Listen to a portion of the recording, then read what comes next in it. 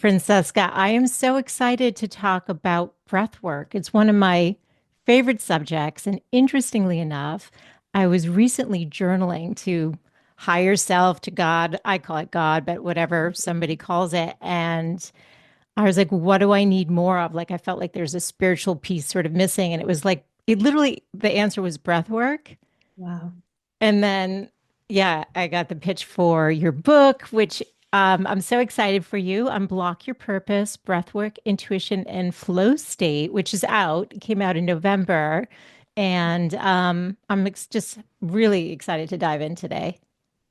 Me too. I love that you're so attuned to the practice and that you speak the language, and I'm excited for this conversation. Yeah, and I still have a lot of curiosity because I've done a little bit. We've talked about it on the show with this other lovely guy who's in Palm Springs who teaches his own version of it. And I've done a couple of sessions with him just because yeah, I actually wore a back brace for 6 years for scoliosis. So, Oh my gosh. yes, so you're compressed and you literally can't breathe. And so I think breath work is so huge for everyone, but I feel a particular calling to it. And I love oh, you just got a little chill. Just I got a little, yeah. I'm really intrigued by how you've put it together. So you started out in corporate, which I did too. I'm curious, how did you discover breath work? What made you leave the Yeah. corporate world and the success you have there to go on a journey of discovery? So similar to you, East Coast, well, more East Coast beginning. So I was in New York City working in advertising and marketing, and I had truly worked my way up to my dream job. Like I was on one of the biggest accounts in the world, the best creative agency in the world. I had my apartment in the West Village. I was just living my dream life. And then I just realized that this is what I thought I wanted, but my Hmm. soul wasn't actually happy and I didn't feel fulfilled.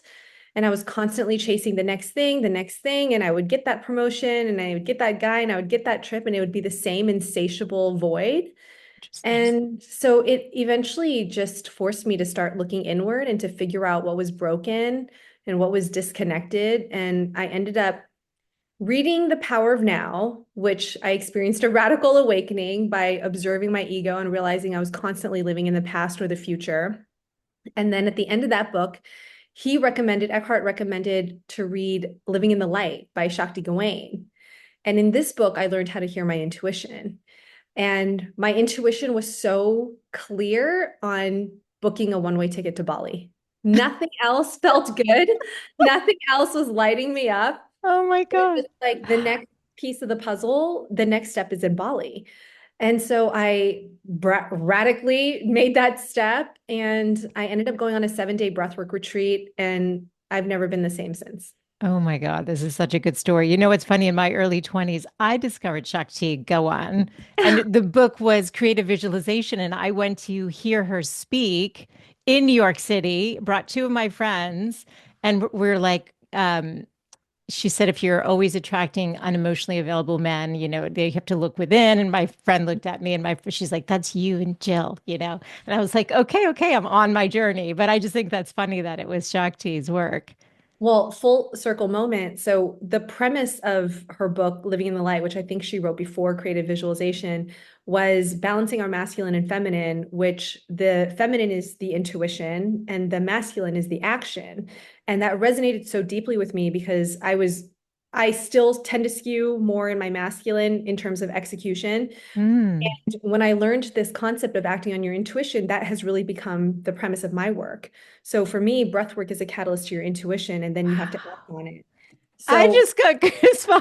yeah, That's so no, funny.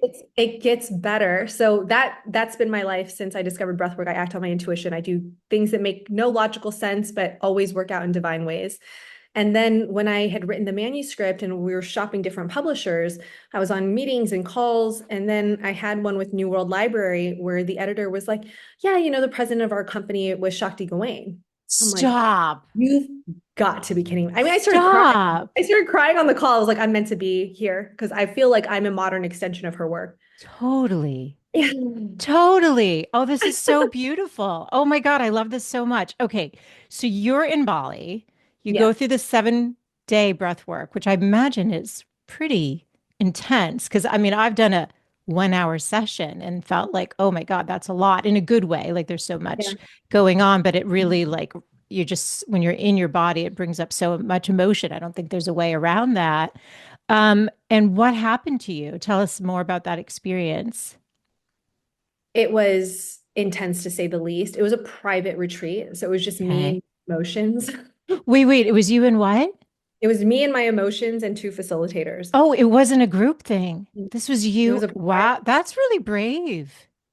It was so intense. They gave me a lot of homework and journaling and a lot of things that I had to process and dig deep into. And at that time, I had been in therapy and I had read Mm, books. So I thought I was self-aware, but I just had no clue about the subconscious and all of the memories and behavior patterns and coping mechanisms and defense strategies I had built up. And I kept trying to ask external questions. Should I live in New York or San Francisco? Should I date this guy or go back to my ex? And they were like, girl, you need to go so much deeper. And I was like, why? Like, why do I have to feel my inner child? Like, that's so annoying. That was so long ago. right. You're like, I'm in therapy Yeah, anyway. Yeah. exactly. Yeah. Yeah. So, the first session, I remember the tingles and my hands were tensing up and my face and everything was just so startling for me because I had never experienced sensations like that before. Mm, And immediately I just saw this picture of myself as a 7-year-old girl and it was like, you're too hard on yourself. And mm. I just started bawling. I just started crying because I had no idea that the tough exterior was a defense mechanism.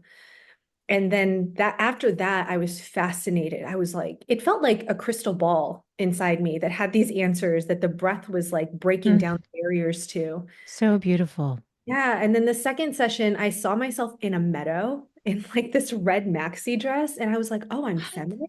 It was like Interesting. all these revelations just kept and insights just kept coming through visions and messages for me in the sessions. And on day 3 was the biggest day. They said, we want to go into your relationship with your mom. And I said, oh, my mom and I are good. Like, I don't need to do breath work on my mom. I have a bunch of daddy issues, but my mom's a saint. And they said, no, I think we need to explore that. And that was the first time I've ever seen life through my mom's eyes. Mm, She was a Vietnamese immigrant and she didn't have it easy by any means. And she sacrificed and she struggled and she did it all with so much kindness and so much compassion. And I missed all of it. Like I was spoiled. I was a brat. I was ungrateful. And that broke me mm. on a level that I've never experienced. I mean, my eyes were purple and blue that night. I cried for hours. Um, Oh, I ended up writing her a letter that really just honored her and really saw her for the first time. And that's when I was like, okay, breathwork isn't just this like really amazing cathartic modality. Like I meant to do this. Like I meant to mm. bring this to the Western world. That is so beautiful. I'm actually first generation American on my mom's side. And I think that a lot of cultures have this sense of like the moms are so strong and so self-sacrificing. Like everything is in service of their children and Yes. their family at the expense of, and they don't have any wants. They don't allow the wants. They just give. I don't know if that was your mom too, but Same, same. yeah, and it's such a beautiful thing to receive, but also it's also one of the reasons I do my show too, because I saw so many paths that maybe my mom could have taken. Not that being a stay-at-home mom wasn't enough because she's helped so many people in her way, but I think there's an invitation for those of us, you, me, this generation that can focus on actually self-actualizing because our ancestors have let us be on their shoulders. They've lifted us to this place where we can now do the healing and then heal the lineage from where we came. I love that you said that because, after I became in love with breathwork and sort of created my own modality and company, I started Mastery, which is a platform for HypnoBreathwork. And when I was meeting with different investors and mentors, they were like, oh, you're an immigrant founder? They're like, you guys hit different. Oh, I love that in a good way. Yeah. In a really good way because he said, and I go, how do you know that? Because I know that I have this other gear and this grit to me. And I go, but what do you know about that? And he said, well, everything's to honor the sacrifices of your parents. And I was Oh, like, yes. yeah, that's what, 100. yeah. Oh my God, I love this. I feel like I already know you. This is so good. Okay, so tell us about the kind of breath work that you did? Like what was like the process? And did they have you set an intention or like I'm just curious because I'm curious how you with what you've created today, like where, Yeah. what you felt was missing and like what you did. Yeah. That's a great question. So I started with holotropic breath work. So Okay. it was 90 minutes to 2 hours, Wow. very long sessions and more shamanic music, no lyrics. And there was actually no vocal guidance. It was just me, the Oh. breath, and the music. And we did have sort of intention setting themes for the day where I would read lessons and we might talk about some of the, events of the past to kind of trigger emotions and memories. And then I would just go in and it was me and my breath. So it was really interesting to see how I had this ability to sort of connect the dots with my experience and my intention. Hmm. And the facilitators would say to me, they're like, "Oh, that's really unique that you can kind of pinpoint, the moment and the behavior you're trying to change and what your next action step is." And then I'd be like, "I need to write a letter to my ex-boyfriend right now." And they'd be like, "What?" And I'm like, "I gotta get it out." And they're like, "Okay." To go and I would just like write it and send it and then the next morning they'd be like you did that and I was like I think I sent like five like super heartfelt like letters and emails and booked things and flights and all these things that would come up in my breathwork session. I did them all immediately and they were like, okay, there's something interesting about how you process, like you process really quickly. And so after the 7 days I felt new. Like I had lost Hmm. weight, I was glowing, my intuition was firing, I was fascinated. I knew I couldn't go back to work right after that. So I started going to workshops and trainings and classes all around the world to Wow. understand other people's breathwork experiences because I can be really intense, like when I like something, I'm all in on it. So I'm like, does everyone have this experience? Is this just me? And I would go in classes and people were shaking and they were releasing and they were crying, but they didn't necessarily find the intention to the integration the way that I did. And so Mm. I was in classes like overtaking some of the facilitators classes, and I'm like, I think that happened to you because when you were 7, you said that your mom abandoned, did it, I was like figuring it out for people. Mm. And so that's when I found that I had this opportunity to combine other modalities that had really spoken to me, like hypnosis and visualization, similar to what Dr. Joe does. Mm. I And love just, Dr. Joe. I love him too, and Yeah. really create like a very modern and efficient modality that was more accessible and digestible to, high achievers and modern entrepreneurs. Totally. Because yours is 22 minutes. It's 22 minutes. Yep. No, I was experimenting with an EEG headband because the most Oh, important part is to get into deep theta states where we can do the subconscious reprogramming. And I would find that in 4 minutes with the circular breath, we could drop in. And then typically people are blocked before they can get to like that positive affirmation or that expansive visualization. So 4 minutes to drop in, 4 minutes to identify the block, 4 minutes to release the block, 4 minutes to see the expansive state. And then you can start to feel the emotion of already having it and get your next action. And it was just a really potent combination. For a lot of people, they're like, 20 minutes is a long time. I'm like, girl, I was doing 2.5 hours, like this is efficiency. totally.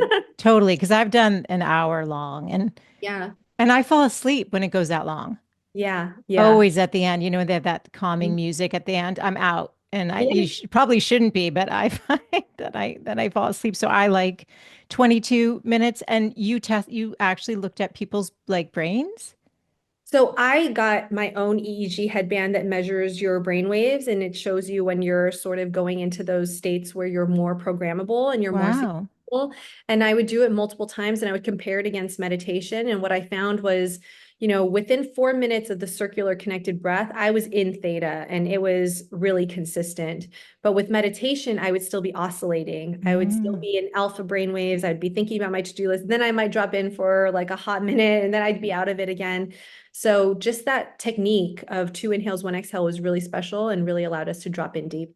Okay, this is so good. I'm fascinated by how you've kind of put this all together. It's interesting because it's like your very business oriented mind and like problem solving took something ancient and healing and you optimized it to make it accessible. And I'll tell all the women listening today that I did one of your sessions yesterday. It was the 22 minutes and I always find when I allow myself to get into my body, which it so appreciates, I think all of our bodies do. But as I mentioned with the brace, when I allow myself to access that deeper breath, because in the brace, your body is literally braced, it's compressed to the point that 80% of the air is like I look back at my younger self with a lot of compassion because you could Yeah. barely breathe in it and I had to sleep in it. Wow.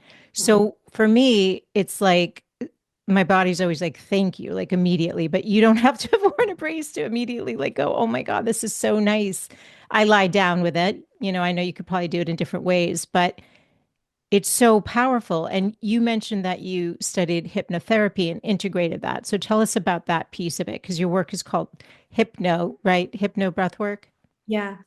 Yeah, I really loved hypnosis and hypnotherapy. And I had gone through several sessions where I felt I could physically see things sort of dissolving from my body, whether it was a memory or an emotion or a color or an object. When the facilitator would take me through it, I literally felt like things releasing. And I felt when I could identify where it sat and I could use my breath, I was actually transmuting it. And I was like, this is Beautiful. so fascinating. But they take a while for the induction process, whether it's see, the numbers in the sand or walk up the elevator, see Yeah. yourself going down the stairs. And that wasn't like a poignant enough sort of process for me to really shut off my mind. But the breath was. So I was like, wait, could I start with breath and then implement some of the components of hypnosis? And so first I played with that and I was like, okay, this is really interesting. But then I wanted to really digitize it at scale. And I thought, how can I create a modality that can work on the masses versus needing me to do one-on-one sessions with each individual and make it customized? And that's when I found, intentions and topics that could be curated around music and prompts. And so I was like, oh man, I can do a session only on confidence. I can do a session only on focusing on a task. I can do a session on manifesting love. I can do a session on being a conscious parent. There's so many topics that we can create to help transmute behavior patterns through music and vocal cues. And so I really, really spent a year just doing thousands of sessions and collecting all the data. So I Wow. would host Zooms during COVID and I would ask questions in the chat box and then I would manually type them into like Google Sheets. And I just have thousands of pages of data on what people are struggling with, what their obstacles are, what breathwork cues worked for them, what colors were transmuted, how they felt afterwards. And I collated all of that into 80 different topics on Mastery app that I knew were universal that people could use on a daily basis to help them move through whatever is going on in their life. That's amazing. Yeah, I just downloaded the app yesterday. I Oh, was like, awesome. yeah, I want to play more with it. I mean, you do this daily yourself, don't you? Every single morning, first thing I do before I go First to sleep. thing you do, Mhm. and you're setting an intention. I'm basically moving through whatever I need that day. Like in the beginning, when you start breath work, I think a lot of healing needs to be done for you to hear your intuition and for you to be clear. So there's stress and anxiety release. There's sessions on fear and doubt. There's session on, perfectionism, procrastination.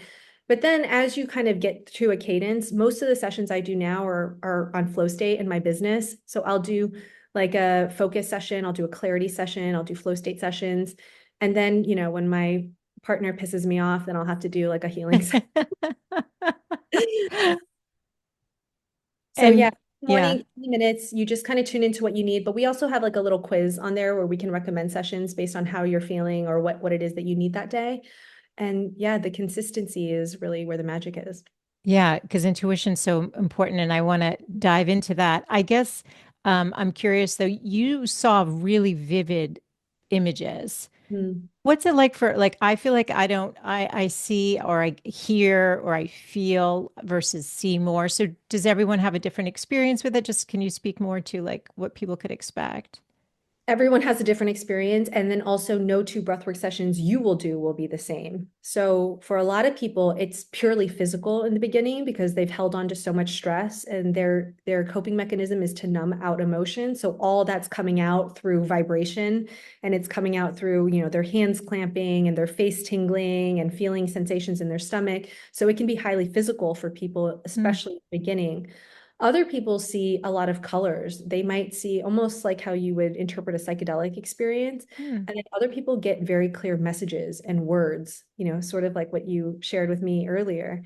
And then for me, I can get future visions, which is awesome because then I'm That's like, oh, very cool. that's the North Star that I'm working towards. And then I can also just get, insights that sound like little messages, kind of similar to what you had as well. Yeah, because I can sometimes get there through journaling. And the first thing it tells me to do is breathe. When I journal, it's like breathe, relax, surrender. And that's when I know I'm like connecting. But it's interesting. The first word is to breathe. And when somebody goes into it, even if they set an intention, it is possible that something else is going to show up. True? Oh, almost like 90% of the time. Okay. Yeah. I think it's fascinating that you can get there through journaling. In my experience and in my courses, I'll use journaling as a mechanism to stir content up. And I would say 95%, it's not what we journaled. It's far deeper than our conscious mind could have prodded. So the fact that you can journal and get to those insights, you're extremely attuned to yourself. Even I can't do that. I can be triggered about something and right, it's probably when I was 17, this happened, or because Mm, my father did this, and I'll go riff on that. And then I'll go into breathwork. I was like, oh, cool. When I was 5, nice. It's interesting. never what I thought, and the same for my students. Yeah, no, but I like the breath work because I'll tell you the journaling, sometimes it's like I'll go back and read it and I'm like, I would never use those words. And it's usually like much more brief and loving. It's a different energy. But sometimes I'm literally writing and I'm like, is this my mind? Whereas when you go into the body, you're having a somatic Yeah, experience. yeah, Something else is, your body's more, it's almost like you're creating this safe space, maybe because you're lying down, you cover your eyes and you're surrendering to something. So I feel like I don't know. I feel like the journaling for me isn't as reliable, especially if there's fear attached. yeah, I'm worrying about someone I love and I'm trying to get answers or, yeah, yeah, yeah. And I think for that reason it is why we can do this in mass group settings because breath gives everyone their own individual answer. Like I'm no one's healer. I'm just a facilitator that knows how to hold a space for you to find your answer and for you to go within and yeah. release the fears and the doubts and the old stories and all that mental chatter and actually hear that inner wisdom and get that answer and that clarity. And you can do that in big group settings as well. Yeah, it's so great. And talk to us more about intuition because our intuition's never going to steer us wrong. And like you said, sometimes it has these crazy, it's telling you something you're like, my logical brain does not agree. So talk to us more about how we can use breath work to tap into intuition. Because that's everything. I think if we could do Thank you. that, Oh my gosh. it's everything. It's so nice to speak to someone who speaks the same language. I've just been on a few podcasts, that were more business oriented and corporate oriented. And I was like, intuition is the greatest business strategy that there is. And they're like looking at me side, and I'm like, it's rapid information processing. It's literally pattern recognition. You will have better decision making, retention, all of the things if you rely on your intuition. So intuition is inner wisdom, but it's also infinite intelligence. And so when you have the courage to not just hear it and trust the nudges, but really take action on it, really fiercely execute on it unapologetically, you will start to walk on a higher path. You will do things not the way that they've been done in the past, but in a way that's very authentic to you and to your higher self. And if you keep taking action on your intuition, synchronicities start to happen, magic starts to happen. You start to magnetize opportunities to you, the unpredictable, the unknown, all of these things start to open up in your world if you just understand that intuition is really the superpower. And breath is a direct line. It's like the bridge, just gets you out of the analytical, logical mind, out of all the old programming and fears and doubts and stories. And it just takes you right there to your soul's knowing. And Mm. then when you have the courage to act on it, now you're bringing that into the world. It's not just this internal, cathartic, beautiful breathwork experience, but the path. You have that clear direction to really change your life and create what it is that you want. Do you think that you need to be experiencing synchronicities to know you're on path? And if you're not, then you're not? Like, I always wonder about that because you can be doing something that you love, but if there's not enough growth or expansion or synchronicities or things moving, Does that mean that there's maybe a pivot? It doesn't even mean it needs to be more than even maybe 1%, but something needs to shift? Because I've been thinking about this lately. Hmm. It's such a great question. And to be honest, I don't have a clean answer for it. I feel like in the beginning, the universe will sort of reward you because you're green, like you're doing some intuitive things, and then all of a sudden it's like, oh, you get a ticket to something, or this person reaches out, and then it's Yeah. like this confirmation so that you can build the muscle. But then as you get more advanced on the journey, you'll be in some phases where it's like, okay, am I doing the right Am I on thing? path? Yeah. And sometimes there might be a misalignment and something that you need to course correct. And other times it's honestly just testing your foundation and your belief in your self-worth. Mm. Supposed to move through the discomfort. You're supposed to sit with it. You're supposed to process it.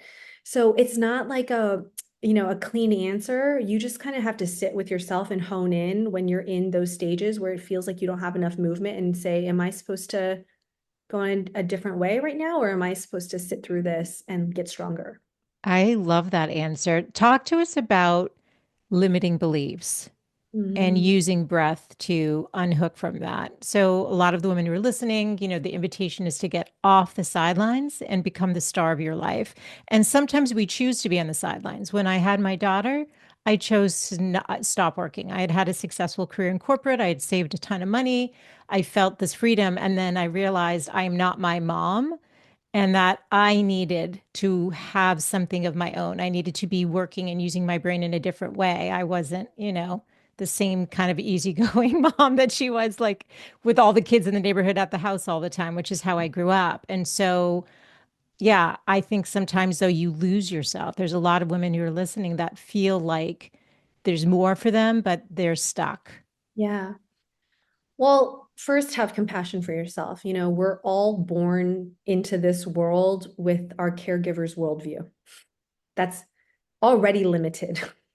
That's one person's paradigm that's kind of been projected onto us and the constraints that we start to live our life. And then as we grow older, some events expand us and some events dilute that belief even more. If we go through heartbreak or we have bad bosses or other people tell us to stay small or that we need to be invisible, all of these things start to shape our identity. And then one day you wake up and you're like, okay, I'm not happy. I'm not fulfilled. I know I can do something more, but I don't have clarity in what that is. And I think that's why the breath work is so powerful. And the journey that I take people through in my book is like, you have to heal the past first. Part one is inner child. It's your relationship to your mom. It's your relationship to your dad. Then once you've cleared some of that fear and some of that energy, you have more clarity and more creativity to start connecting the dots in different ways. And then your intuition gets louder and it gets louder. And the more that you act on it, the more you follow it, the more things will start to open up for you. But if you're feeling stuck right now, in my opinion, breath is the catalyst to a life of more peace, a life of more freedom, and just an accelerator for your growth and your healing. And I understand in your book, with each of the chapters, you have a QR code. Does it Mhm. take you to a specific breath work that aligns with what you're working on? Is that the invitation? Absolutely. There's a complimentary breathwork session for each chapter that is aligned with the chapter theme, and it's all housed on mastery. And it's all free. So there's a whole section on mastery that is called Unblock Your Purpose. You can go and do the journal prompts, do the breath work, and we build up. So the first session is about 4 or 5 minutes, and then we build up to the 15, 18. So people can go along on the journey and discover their purpose. Well, purpose is such a big invitation for this show, too, because we are here for a reason. We've all been given gifts.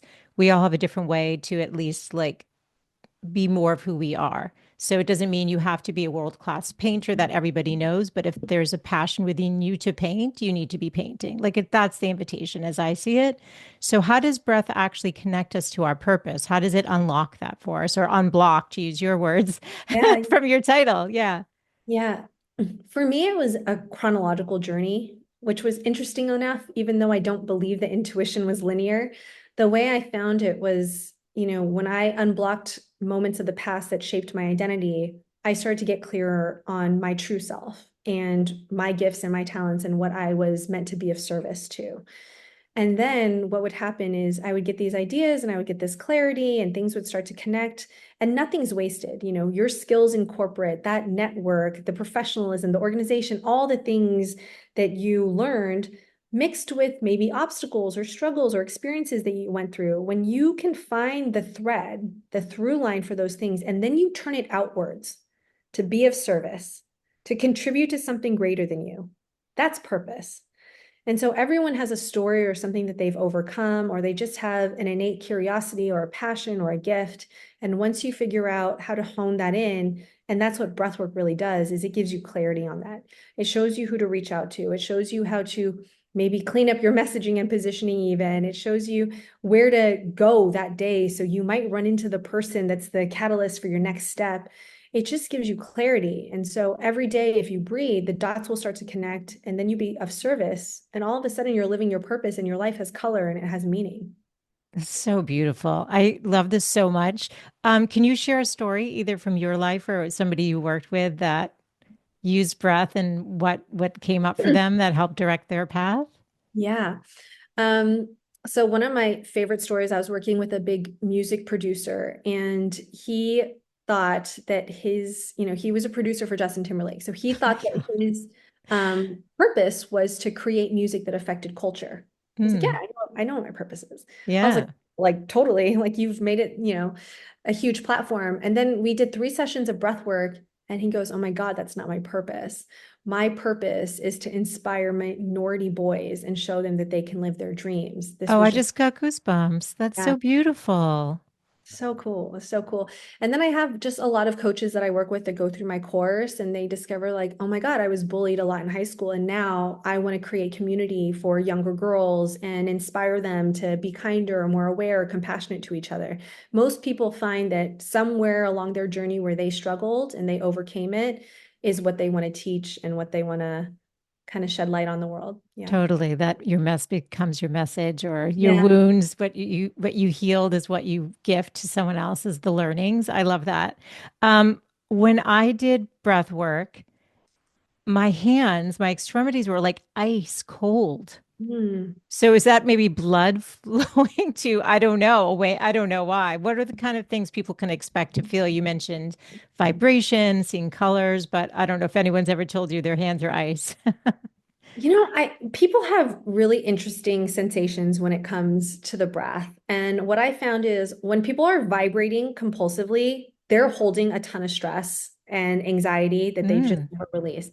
When they're sweating profusely, it's oftentimes coming from detoxing their body. I'll be like, "Did you drink last night?" Because that's usually very consistent. But the cold, I haven't found a consistent pattern with that. Sometimes it's stress release, sometimes it's connected to a moment where they maybe felt either it could be like restricted, like from might the have back. been from the brace. Yeah, I was Yeah, always cold as a kid. Yeah, I was. Never yeah. thought of that. Yeah. So they can be unique, but we actually bring blankets to our events because it's quite common for people to have different cold, hot sensations throughout a practice. Is there anyone who can't do breath work or shouldn't do breath work or If you have hypno breath work since you're, yeah. Yeah. If you have a history of cardiovascular disease, we definitely recommend that consult with a medical professional or just take it extremely slowly. And we don't recommend women who are pregnant to do breath work because it can be just really intense if you have, a history of trauma for you to re-experience that. It's not always feel safe for baby in the womb, but Hmm. the only 2 groups. Okay, that's really helpful to know. And yeah, I'm just wondering, is there anything I didn't ask you though that you feel like is important to women to understand about breath?